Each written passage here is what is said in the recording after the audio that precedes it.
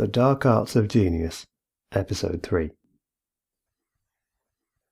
Hello, I'm Robert Jameson, and I'm interested in how we can make the world a better place by unlocking people's potential for intelligent thinking. These podcasts are intended to be useful to anyone who is interested in developing the thinking capabilities that are at the heart of genius. They address what, for many people, is the downright offensive subject of how some people are so much more intelligent than others.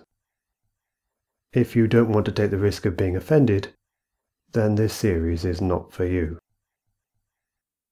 In the last episode, I said that the key to getting people to think more intelligently is not that you must teach them any sort of advanced thinking skills. It is mainly about finding a way to remove the mental blocks that are holding them back.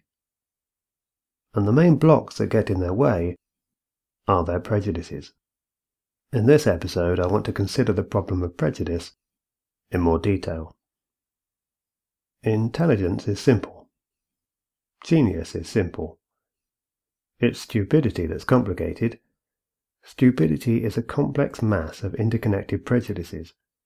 Clear that mess away, and intelligent thinking becomes pretty easy stuff. There are, unfortunately, a myriad of prejudices that people acquire, and rarely discard, during their lifetimes, and which are incredibly effective at blocking intelligent thinking. Racism, sexism, and homophobia are perhaps the most commonly highlighted forms of prejudice, and it is obvious how such prejudices can prevent a person from thinking intelligently.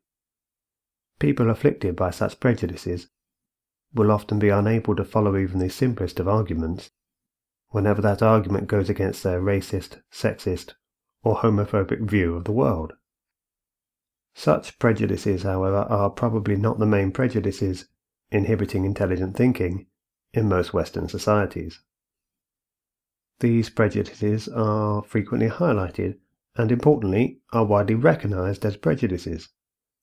Our societies have far from perfect, but nevertheless extensive and influential systems for countering such prejudices.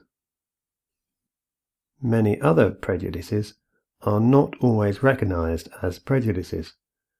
For example, there is selfishness. Selfishness is a form of prejudice. It involves people's thought processes being twisted to arrive at conclusions and decisions biased in favor of whatever they perceive to be in their own interests. It leads to people being biased against any ideas, beliefs, and conclusions they don't see as supporting their interests. Selfishness often plays a big part in discussions about global warming, for example. Many people's views on such environmental issues are distorted by selfishness. They don't want to cycle anywhere instead of using a car. They don't want to cut down on their frequent holidays abroad. They don't want to consume less. So, they don't want to hear any arguments that global warming is a real and urgent problem caused by human activity. This is not about whether their opinions are right or wrong. It is about them being unable to discuss the issues intelligently because they are set against accepting any arguments or conclusions that go against what they want to believe. Selfishness is a trait that is often frowned upon, but certainly not always. It is sometimes seen as a good feature in certain professions, and even when it is frowned upon, it is often excused and not looked upon anywhere near as negatively as racism or sexism.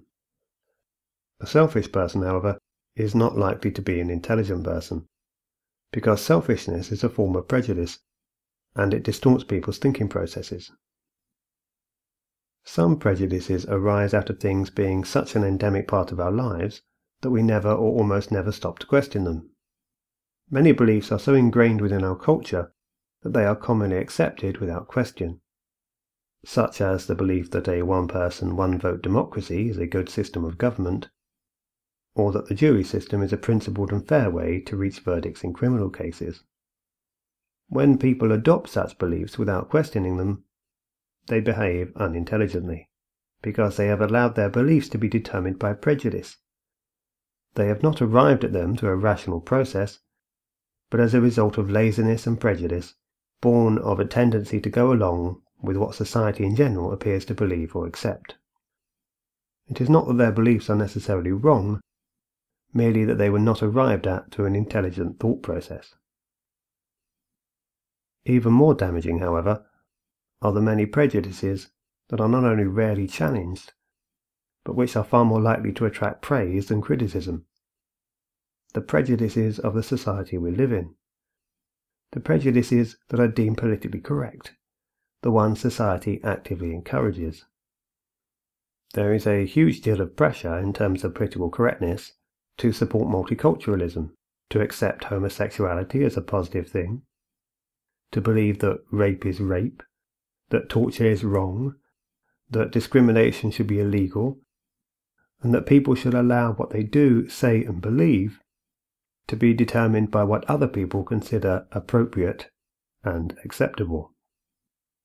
Discussions even remotely connected to gender, race, religion, or sexuality are often heavily hampered by political correctness.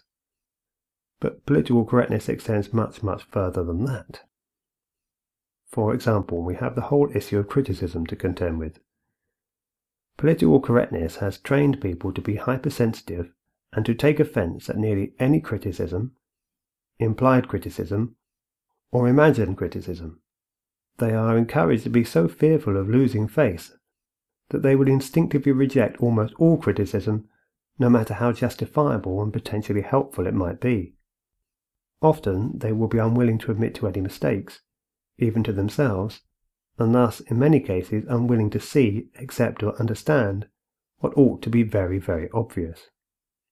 This means almost no discussions on any issue are entirely free from the threat of prejudices caused by political correctness. Try having a discussion about intelligence, for example. Even if you avoid bringing in any issue of gender or race into the discussion, you end up hampered by the problem that any suggestion of anyone being especially intelligent is interpreted as a criticism of everyone else. With most people, you can't even discuss something as seemingly unemotive as a simple maths problem without politically correct hypersensitivity stifling any chance of an intelligent discussion. They'll be scared of feeling inadequate or humiliated if they get it wrong, and scared of being thought of as a nerd for getting it right. It is politically incorrect to be competent at maths, because being good at maths makes other people feel inadequate. Even bringing up the subject of maths makes many people feel inadequate. It makes them feel that you are attacking them by deliberately trying to make them feel stupid and humiliating them. The key point here is that prejudice doesn't just affect discussions on a few topics, such as immigration or gay marriage.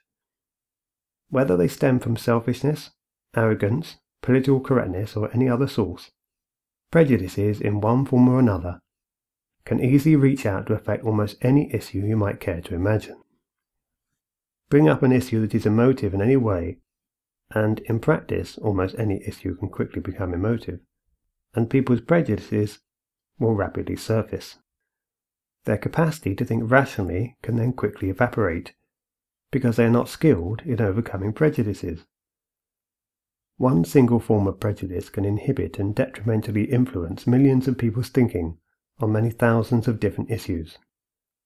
But there are so many forms of prejudice, so widespread amongst the population, that almost any discussion with almost anyone picked at random is likely to be severely limited as a result of that person's numerous prejudices.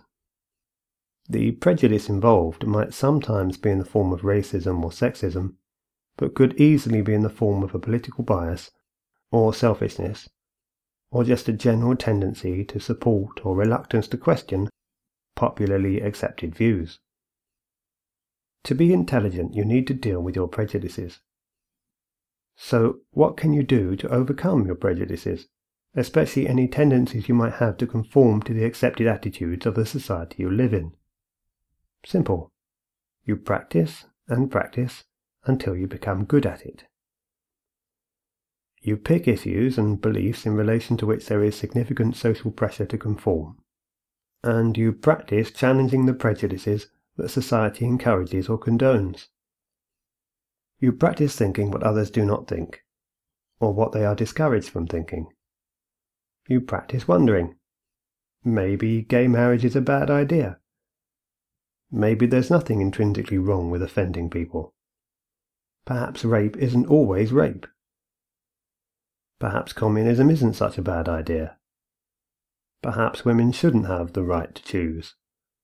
Perhaps referring to a Pakistani as a Paki is no more racist than calling an Australian an Aussie. Maybe. Perhaps. What if? The aim of this practice is not to convince yourself of any particular opinions, but to give yourself the confidence to be able to think differently, the freedom not to be confined in your thinking, not to be constrained by convention, by what you are expected and pressured to believe or accept. The key to being intelligent is not to be stupid, and the key to not being stupid lies in being willing to challenge prejudices. Not just the unpopular prejudices, not just some particular forms of prejudice that happen to have affected you personally, or ones which particularly irritate you, but all prejudices, regardless of how politically correct those prejudices may be. Because our prejudices are what so often prevent us from attaining the clarity of thought that would enable us to think intelligently. If you can become expert at recognizing and overcoming prejudice, that's probably the point when you'll have unlocked your potential for genius. That's the end of this episode. I hope you found it interesting. To find out more about my work, please visit imos.org.uk. That's imos.org.uk. And please join me again for the next episode. Thank you for listening.